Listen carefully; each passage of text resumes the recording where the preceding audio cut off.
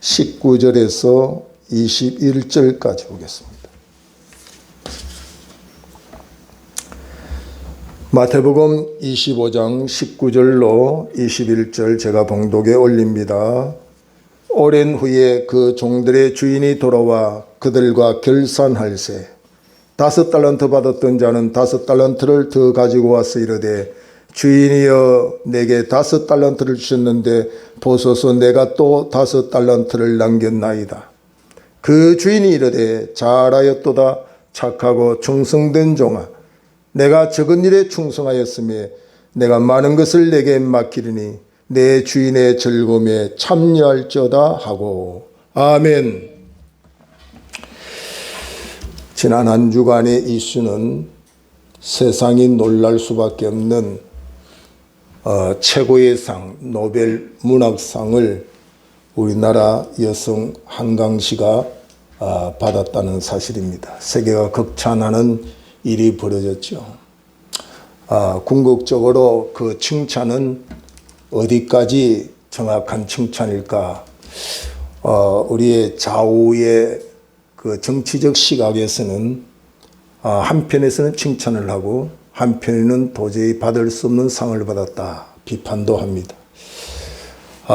여러 가지 세상의 평가는 결국 중간 평가에 불과하고 최종적인 평가는 하나님이 하신다는 것을 새삼 느낄 수 있는 시간이었습니다. 하나님이 보시기에 우리는 어떤 존재인가? 그것이 우리 신앙인에는 더 중요한 부분이 아닐 수 없습니다. 그래서 지난주에는 열처녀 비유를 통해서 하나님이 평가하시기를 똑같이 신랑을 기다리는 목적을 가지고 신부된 자격을 가지고 신랑을 맞이하러 나왔던 10명이 동일했습니다.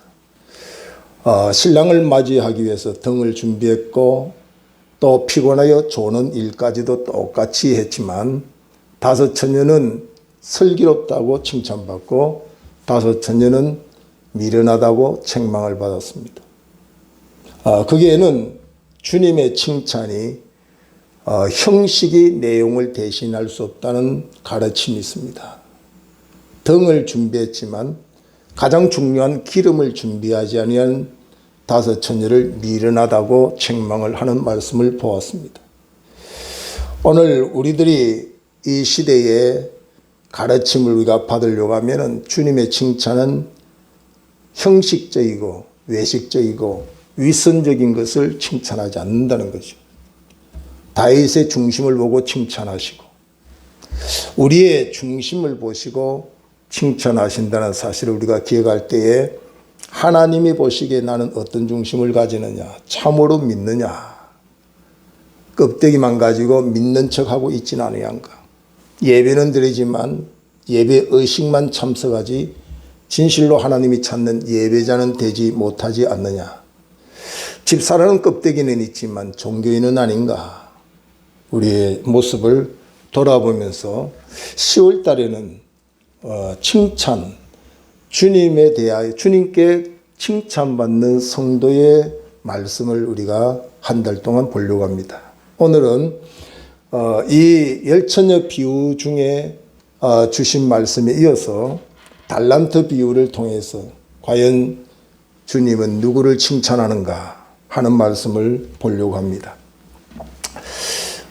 저도 그 고2 때 주님을 영접하고 척추결핵 환자로서 주의 치유를 받은 사람입니다. 얼마나 감사하고 하나님의 은혜가 너무나도 뜨겁게 다가오는지 제 몸을 다 드려도 아깝지 아니하다는 결단을 가지게 됐고 신학을 하게 됐고 주의 종이 되었죠. 저의 일생의 다짐이 허리를 낳았으니 허리를 땅에 대고 자서 되겠느냐.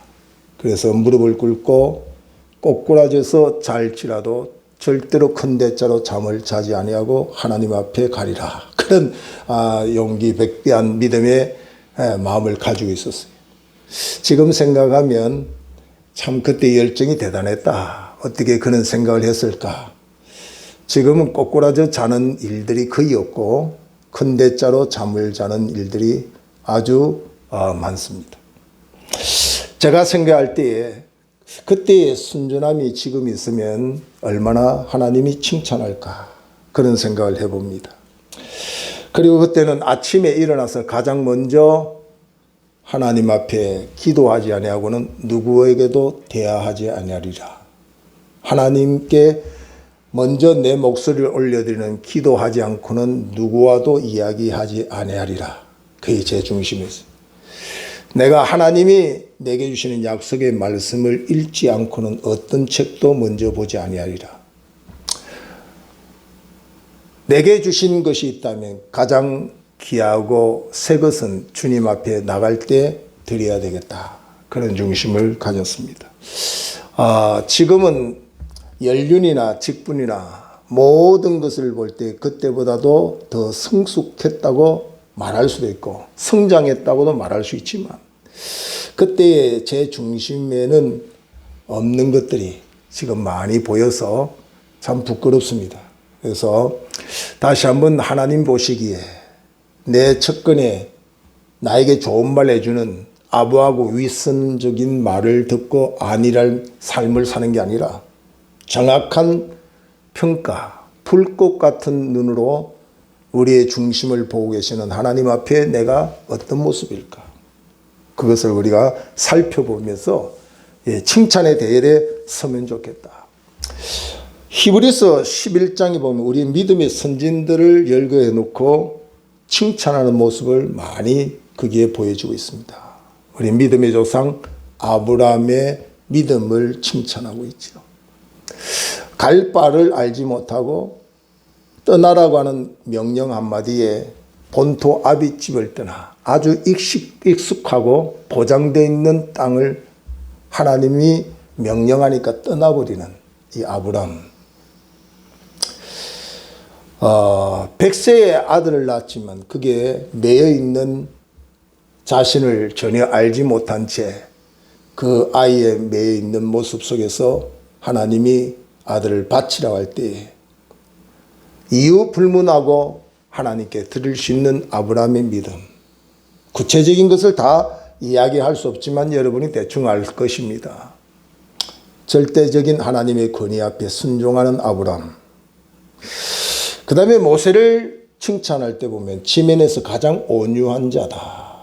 사실은 모세의 삶을 열거해 보면 혈기왕성한 사람입니다. 살인자요. 또 하나님의 명령 앞에 반석을 명하여 물을 내렸지만 혈기가 왕성해서 반석을 쳐서 물을 내는 그런 아주 혈기왕성한 사람인데 성경은 어떻게 해서 이 땅에 지면에 사는 사람 중에 가장 온유한 사람이라 그렇게 말했을까요? 여기 온유라고 하는 건 갑자기 생긴 성품이 아니라 잘 훈련된 결과에 나오는 성품입니다. 그러니까 모세가 오늘 지면에서 가장 온유한 자라고 하는 그 말을 들을 수 있는 것은 자기 훈련이 엄청났다는 거지. 날마다 자기를 쳐서 복종시키는 바울의 예와 같이 이 경건의 훈련 속에서 나오는 그 성품이 온유라는 거죠. 온유. 잘 길들여진 하나님의 말씀 앞에 잘 길들여진 성도. 말씀이 우리에게 임하면 내 생각, 내 모든 경험, 내 지식을 다 접어둘 수 있는 그 사람. 그 사람은 온유한 사람이에요. 말씀이 임한데도 깨 속에서 변명하고 합리하고 자기의 이론, 자기의 경험, 내가 보기에는 그럼 온유한 자가네. 에녹을 칭찬하기를 하나님과 300년 동안 동행한 자. 참 여러분 오늘 아침에 말씀대로 오늘도 살겠습니다. 주님 저와 동행하시옵소서. 전신 때 다 잊어버리죠. 300년 동안 같은 방향 같은 목적을 따라서 하나님과 동행했다. 참 자기 자아가 죽어지지 않으면 동행 안 돼요. 나는 동쪽으로 가고 싶은데 하나님의 뜻은 서쪽으로 갈 때 그 동쪽으로 가는 내 욕망과 내 욕심과 내 마음과 내 기분을 접어 하나님의 방향으로 옮겨갈 수 있는 그 사람이 오늘 우리 신자들 중에 얼마나 있을까? 하나님의 뜻에 나를 맞추는 게 아니라 내 뜻에 하나님을 맞추려고 하는 그런 잘못된 신앙인들이 오늘 많이 있죠. 우리가 철야한다. 요즘 한국교회 유행인 특세라고 하는데, 특세도 하나님의 뜻에 나를 맞추려고 합니까? 내 뜻에 하나님의 뜻을 이루게 해달라고 그렇게 가는 거예요. 잘못하면 욕망주의로 신앙이 잘못될 수 있어요. 기도는 특세만 하는 게 아니라 매번 하나님과 해야 될 관계죠. 하도 안 하니까 그런 기도에도 있어서 극단적으로 나쁘다고 말할 수 없지만, 잘못하면 욕망주의, 자기 욕심을 채우는 계기가 될 수가 있어요. 조심해야 됩니다. 세례 요한을 평가하기를 여자가 낳은 자 중에서 가장 큰 자다. 참, 이 땅에 사람이 낳았는데 가장 큰 자라고 인정받은 것이 세례 요한이. 세례 요한이 뭘 했어요? 세례 요한이 가장 큰 일한 게 뭐냐면 예수의 증인. 나는 주인공이 아니고 내 뒤에 오시는 이가 참 구세주 메시아다. 나는 그를 소개하는 광야에 외치는 소리에 불과하다. 그를 증거할 때만 드러나는 소리고 내 자체는 도저히 있을 수 없다고 생각하는 그 세례 요한을 이 땅에서 가장 큰 자라. 이 역할을 오늘 우리 교인들이 세상에서 해야 돼. 내게 시선을 두고 내게 칭찬을 하고 내게 영광을 돌리는 그 자리에 내가 아니라 나의 나됨이 주의 은혜입니다. 그분이 하셨습니다. 나는 그분을 소개하는 소리에 불과합니다. 이것이 진실로 그 사람의 중심 속에서 자원에서 나올 때 그 사람을 큰 자라 그렇게 말할 수 있는 거예요. 스스로 피하라면서 나는 큰 자다. 나는 대단한 일을 한다. 가장 작은 자죠. 그 대단한 일을 누가 하게 하셨느냐는 거죠. 이 큰 일을 누가 하게 하셨느냐. 그 사실을 잊어버리는 자는 결코 큰 자라고 말할 수 없다는 거죠. 오늘 누가복음 16장 1절 이하에 보면은 이해할 수 없는, 인간적으로 잘 이해가 안 되는 칭찬이 나오는데, 거기에는 불의한 청지기를 비유들고 칭찬하는 내용이 나옵니다. 주인의 것을 맡아서 주인의 뜻을 따라서 사용해야 될 그 물질을 자기 마음대로 사용하다 탕진했다고 하는 소리가 주인에게 들렸습니다.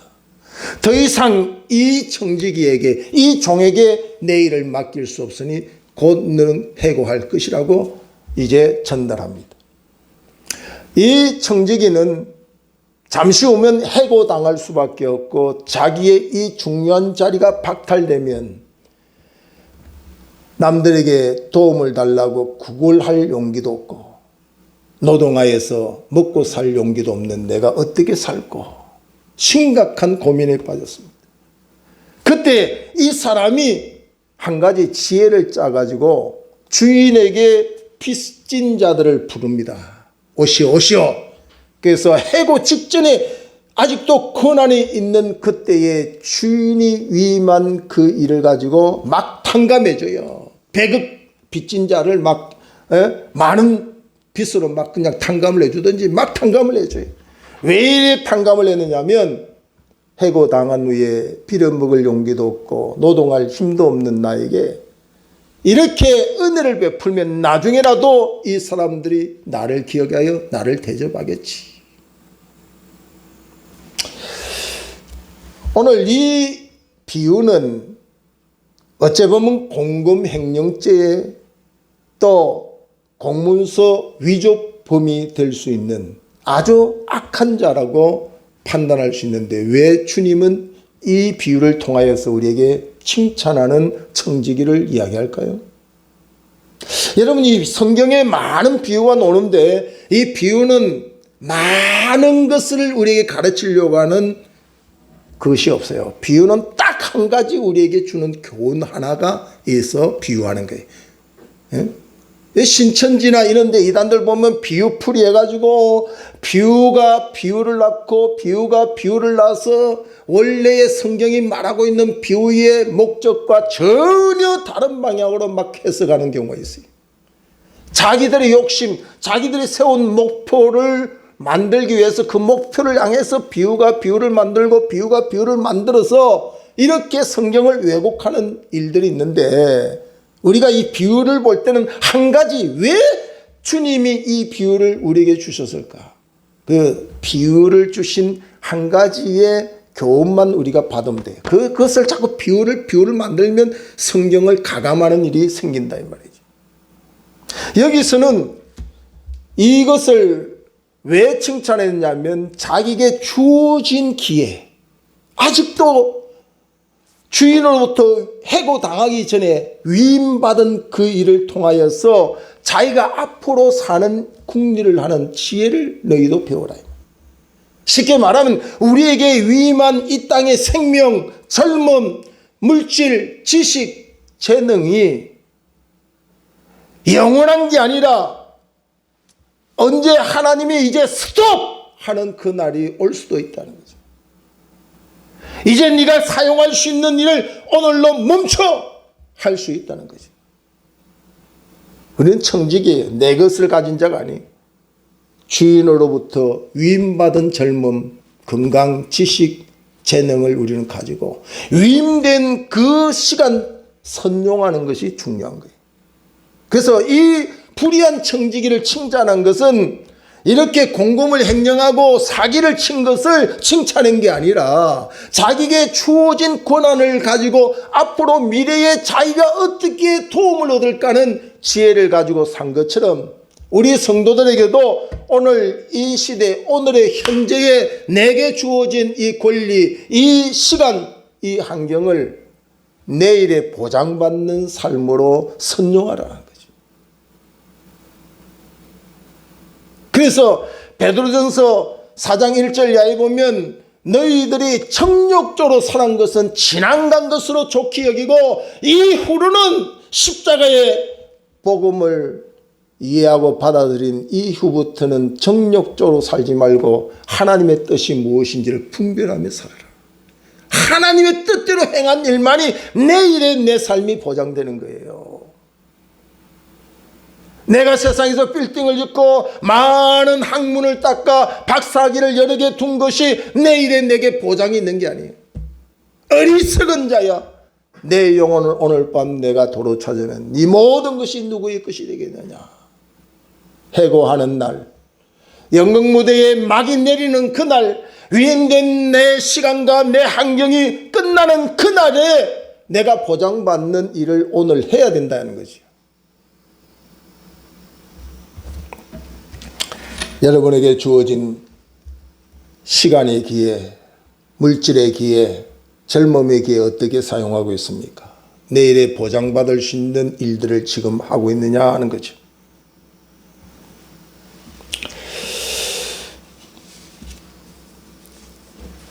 누가복음 16장 8절에 보면, 주인이 이 옳지 않은 청지기가 일을 지혜 있게 하였으므로 칭찬하였으니 이 세대의 아들들이 자기 시대에 있어서는 빛의 아들보다 더 지혜로웁니다. 네. 그러니까 이 옳지 않은, 상식적으로 보면 옳지 않은 이 불의한 청지기에게 배울 것은 뭐냐면, 그가 오늘을 자기에게 위임된 것을 최선을 다하여 사용하고 내일의 자기를 준비하고 있는 모습을 배워라. 그것을 우리에게 가르치고 있는 거다 이거죠.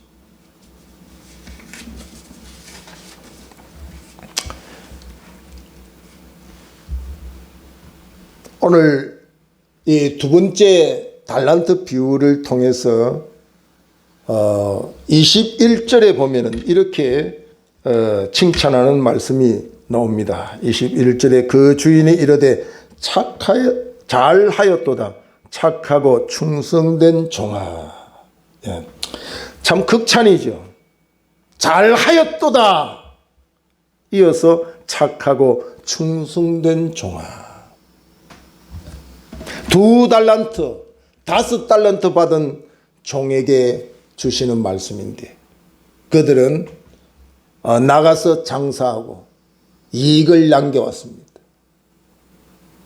1달란트 받은 자처럼 땅에 묻어두고 주인의 의도도 잊어버린 채 오해하고 땅에 묻어두지 아니하고 주인의 의도와 뜻을 알고 남기는 삶을 살았던 이 2달란트, 5달란트 받은 종에게 21절, 23절에 똑같이 잘하였도다 착하고 충성된 종아, 그렇게 말씀합니다. 우리가 어느 집에 아이에게 심부름을 시켰어요. 돼지고기를 사오느라. 엄마가 아이에게 이야기했는데, 돼지고기는 몸에 안 좋아. 소고기 사가지.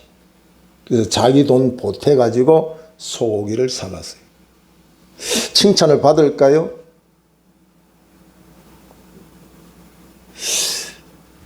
세상에서는 칭찬을 받을 수도 있고 안 받을 수도 있죠. 상황이 틀리기 때문에.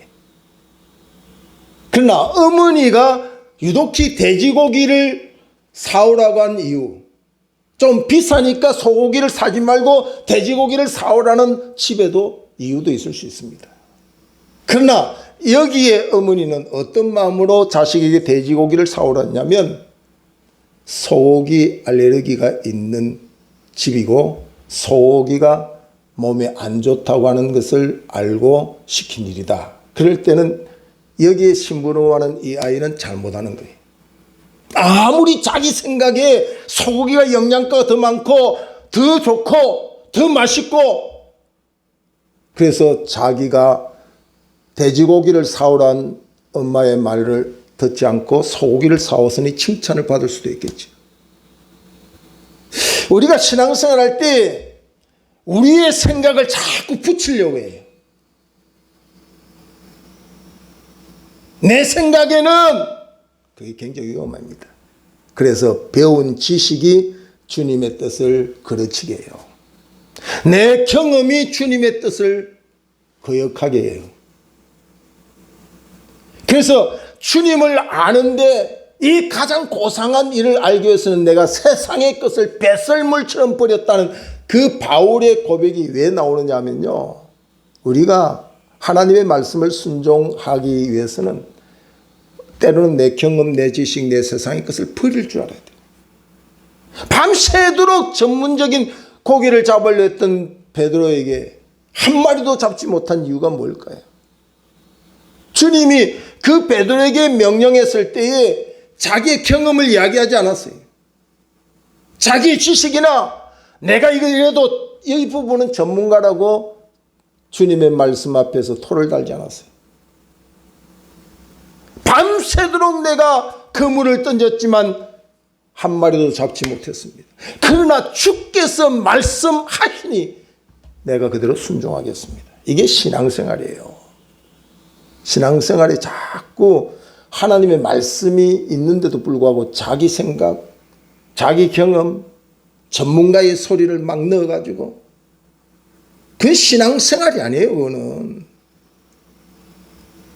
전적 하나님의 명령에, 가나오는 잔치에 포도주가 없다 할 때에 하인들에게 마리아는 주께서 무슨 말씀을 하시든지 토달지 말고 그대로 해라. 그게 신앙생활이에요. 오늘 이 시대에 우리는 너무 많이 배워가지고 주의 말씀이 잘 수용이 안 돼요.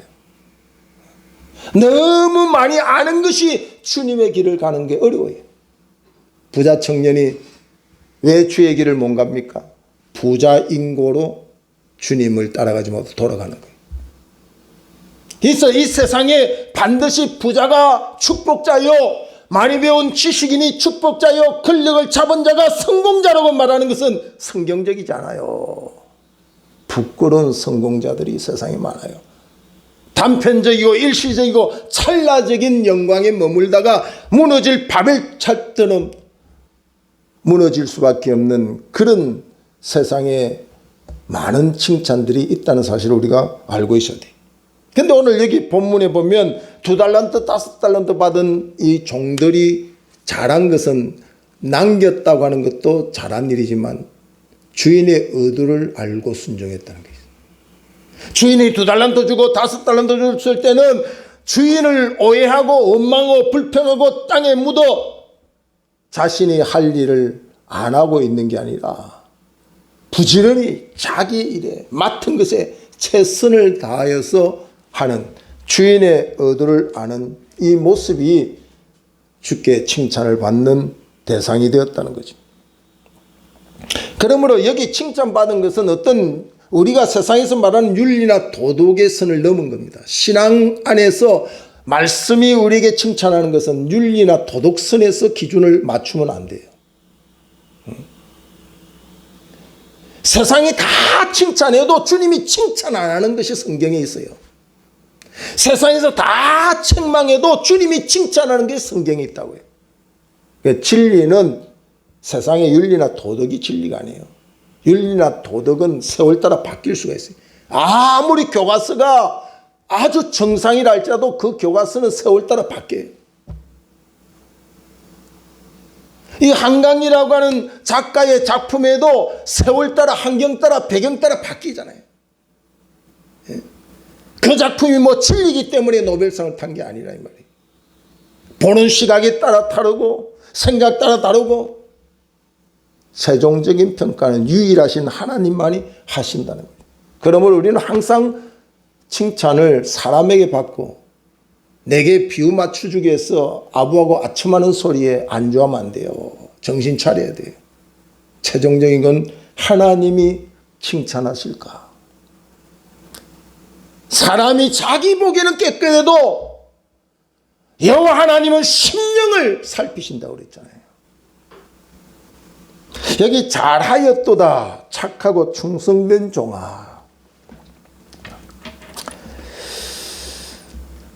여러분 이 잘하였도다 착함이라는 말은 내면의 본질이 밖으로 표출되는 것을 착함이라고 그래요. 내 안에 숨어있는 내면의 본질 정상적인 것이 밖으로 표출될 때 하나님이 주신 본래의 마음이 행동으로 나올 때 이걸 착함이다 그렇게 말하는 거예요. 그러니까 금모나 술수나 요령이나 장깨로 하는 게 아니라는 거죠. 그건 착함이 아니라는 거죠. 자, 이 착함 하나님이 주신 본래의 마음을 행동으로 옮기는 이것이 착함이고 곧 뭐라고요? 충성이라는 거예요. 그러니까 착함과 충성은 같은 의미가 있는 거예요. 착하니까 충성하는 거예요. 여기에 윤리나 도덕에 국한된 게 아니라고 말씀드렸습니다. 하나님이 주신 본래의 마음이 행동으로 나올 때 착함이고 그것이 곧 충성이다 이 말이에요. 충성. 그래서 이 충성이 나라에 나오면 애국이 되고 부모에게 하면 효도가 되는 거예요. 하나님께 하면 충성이 되는 겁니다. 그러므로 이것은 내 기분이나 내 감정을 따라하는 게 아니라 이 충성은 갈라디아서 5장 22절에 보니까 성령의 열매 중에 하나더라 이 말이에요. 그러니까 이 충성은 윤리나 도덕 공부에서 배우고 나오는 행위가 아니라 내 안에 성령이 주인되어 다스릴 때 성령이 충만할 때 나타나는 일이다 이 말이죠.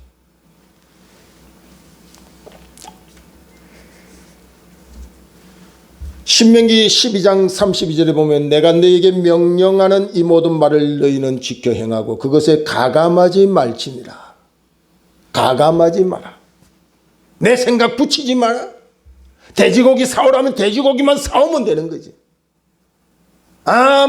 소고기가 더 좋은데 그건 사람들끼리 하는 거예요. 하나님의 명령에는 가감해서는 안 돼요. 그대로 가면 돼요. 그대로.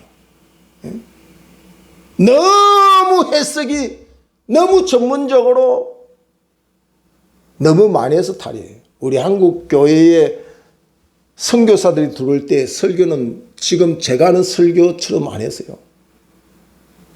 예수님은 우리 구원자이십니다. 그분은 우리를 위하여 십자가를 졌습니다. 이런 설교를 해도 많은 사람들이 회개하고 새롭게 변화되어서 하나님의 사람들로 변화된 일들이 있어요.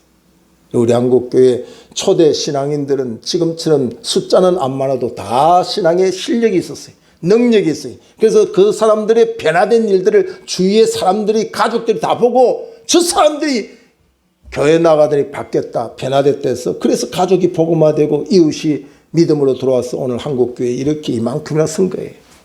그러나 이렇게 하얀 길로 가는 이유가 뭐냐 하는 거죠. 이렇게 그때보다 더 많은 숫자가 믿음을 고백하고 교회가 왕성한 것처럼 화려하게 지었는데 왜 오늘 신앙의 능력은 없을까요? 가감하는 거예요. 자기 기분대로, 감정대로, 자기 욕심대로, 자기 계산대로. 언제는 나와 예배드리라, 언제는 인터넷 예배도 예배다. 목회자들의 최고의 실수 중에 하나입니다. 덕스럽게 하는 일도 중요하지요. 그러나 진리가 인간의 덕의 한계에 그치는 게 아니에요. 진리는 진리입니다. 진리는 목숨이 위태로워도 진리는 진리죠. 사람들이 욕을 하고 비웃어도 진리는 진리예요. 사람들이 비웃고 판단하는데 사람들의 상식에서 안 맞으니까 진리가 바뀝니까? 안 바뀌어요. 안식일을 거룩히 지키라. 그건 진리예요, 진리. 그건 뭐 코로나 때나 어제 어느 때나 다 똑같은 거예요. 이 진리에 대해서 먼저 믿는 자들이 자꾸 자기 욕심에 가감하니까 나중 믿는 사람도 가감하는 거예요, 자기 욕심대로. 여러분, 순수하게 해야 돼요. 겉모술수 장기는 세상이 통해도 하나님께는 안 통합니다. 하나님이 착하다고 말하는 그 대상, 착하고 충성된 자, 얼마나 중요한지 모릅니다. 이 착하고 충성된 자의 삶은 곧 잠언 25장 13절에 보니까 충성된 사자는 그를 보낸 이에게 마치 순수하는 날에 얼음 냉수 같아서 능히 그 주인의 마음을 시원케 한다. 여름 무더운 날씨 땀 뻘뻘 흘리는 일꾼, 그에게 얼음 냉수하는 잔이 얼마나 시원합니까? 그와 같이 착하고 충성된 종은 주인의 마음을 시원하게 한다. 주인의 마음을 시원해요. 다 주의 뜻대로 안 돼. 다 주의 뜻대로.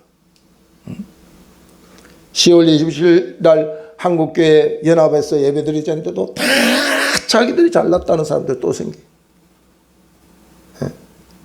예배는 뭐 교회당에서 드렸는데 또 뭐 저기 시청 강화문 서울역까지 가서 무슨 예배를 드리니, 참 안타까운 일이 아닐 수 없죠. 무엇이 내용인지 진리인지 분별을 못하니까.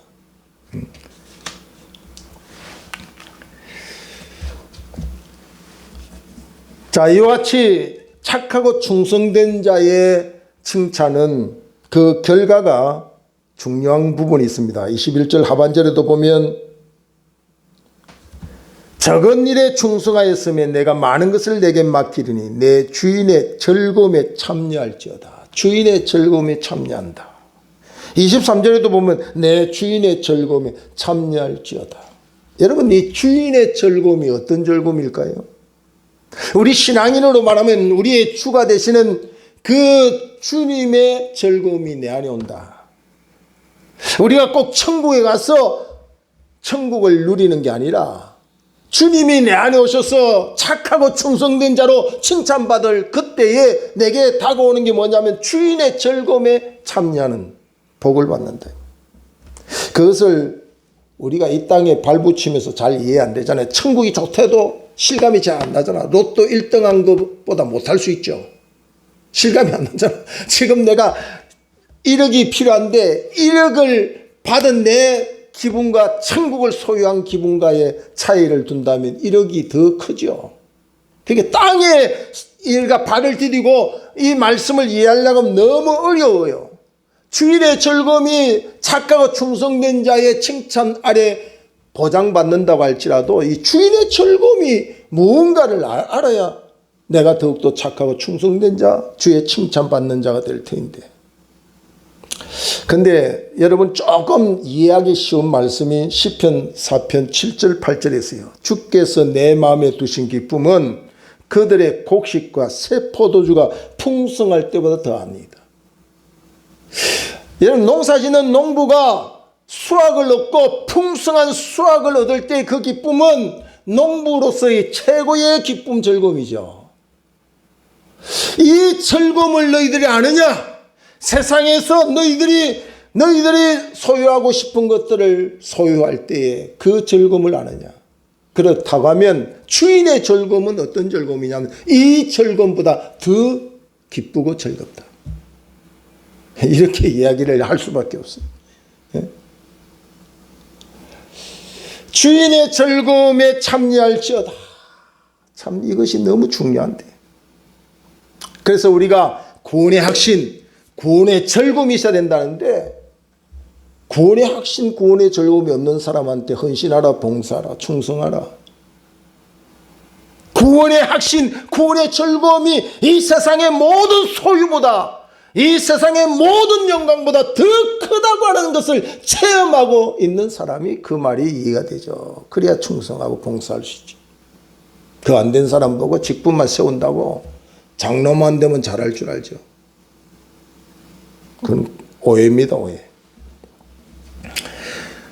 착함은 충성이요.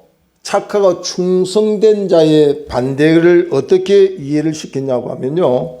여기 26절에 그 주인이 대답하여 이르되 악하고 게으른 종아, 나는 심지 않은 데서 거두고 해치지 않은 데서 모으는 줄로 내가 아느냐. 이 한 달란트 받은 종이 묻어두고 하나님을 오해하고 있어요. 그 의도를 무시해버려요. 자기 생각대로 땅에다 묻어두고 주인 오면 돌려주려고 하는 거예요. 근데 이의 평가를 주인은 어떻게 합니까? 악하고 게으른 자다. 우리가 게으른 것은 별로 죄가 안 되는 건 줄 알지만 신앙으로 이해하면 이 게으른 것은 엄청난 죄입니다. 우리가 기도가 게으르고 말씀 순종이 게으르고 하나님의 윤리와 법들을 지키는데 게으르다고 하는 것은 악한 거예요. 악한 거. 게으른 것은 그저 조금 나쁜 습관이라 생각하면 안 됩니다. 이 게으름이 사단이 박수를 치는 거예요. 열심을 내야 됩니다.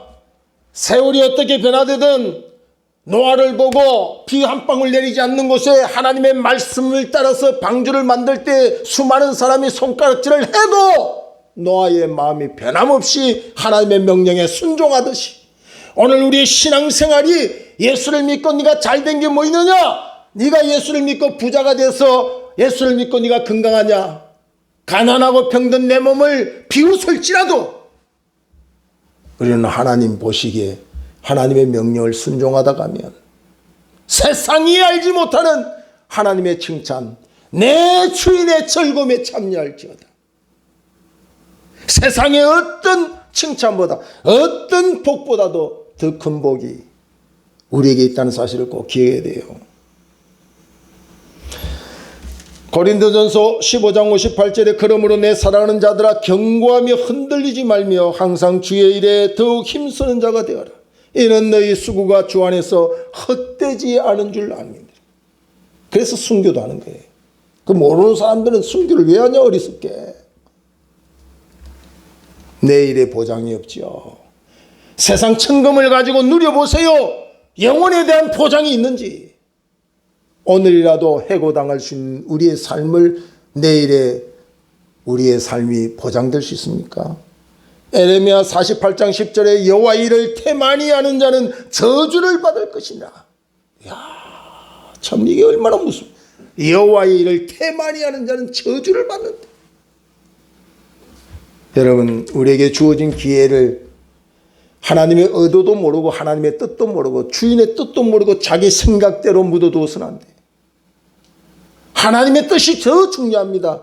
그 뜻을 따라가는 것이 우선 해야 될 일이에요. 너희는 먼저 그 나라와 그 의를 구하라. 그리하면 이 모든 것을 너희에게 더하여 주시라. 우선순위가 정확해야 돼요. 방향을 바로 설정해야 돼요. 이 시대에 하나님의 내게 원하시는 뜻이 뭘까? 세상의 인구가 적어서 나를 존재하게 하는 게 아니에요. 하나님이 나를 살려두신 이유 청지기로 사명 감당하라고 주신 젊음이고 시간이고 물질이라는 사실을 기억해야 돼요. 그래서 우리 모두 이 달란트 비유를 통해서 어떻게 하면 주의 칭찬을 받을까? 우리에게 주어진 기회 하나님의 의도를 알고 하나님의 뜻에 가감하지 말고 내 생각, 내 기분, 내 감정, 내 계산 다 내려놓고 말씀이면 순종하는 게 말씀입니다. 우리 교회 안에도 이런 진리를 따라 교회가 운행하면 10,000명이 모두 소리가 없어요. 막 싸우다가도 말씀이면 다 끝나는 거예요. 그래야 돼요. 말씀이 막 임하는데도 내가를 막 주장하니까 이게 혼란과 혼돈이 생기는 거죠. 저와 여러분이 열처녀 비유에서 주신 말씀 또 이 달란트 비유를 통해서 주신 말씀을 통하여서 착하고 충성된 자 내 주인의 즐거움에 참여할지어다. 이 놀란 은혜의 대열에 서서 누리기를 주의 이름으로 축복합니다. 기도하겠습니다. 하나님 아버지